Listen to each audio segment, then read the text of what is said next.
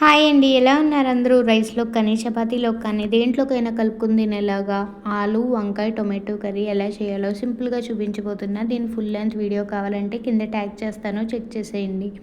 ముందుగా ఒక ప్యాన్‌లో ఆయిల్ వేసుకొని కొంచెం జీలకర్ర, ఉల్లిపాయ, పచ్చిమిర్చి వేసి ఉల్లిపాయలు మగ్గించుకోండి. ఉల్లిపాయలు మగ్గిన తర్వాత ఇలా పెద్దగా కట్ చేసి పెట్టుకున్న బంగాళదుంప ముక్కల్ని వేసుకుని మీ రుచికి తగినంత ఉప్పు వేసి బంగాళదుంప అనేది 50% కుక్ అయ్యేంత వరకు కుక్ చేసుకుని ఇందులోనే పొడవుగా కట్ చేసి పెట్టుకున్న వంకాయ ముక్కలు అలాగే టొమాటో ముక్కలు కూడా వేసుకుని కొంచెం పసుపు వేసి వంకాయ టొమాటో అనేది మెత్తగా అయ్యేంత వరకు మగ్గించుకోండి.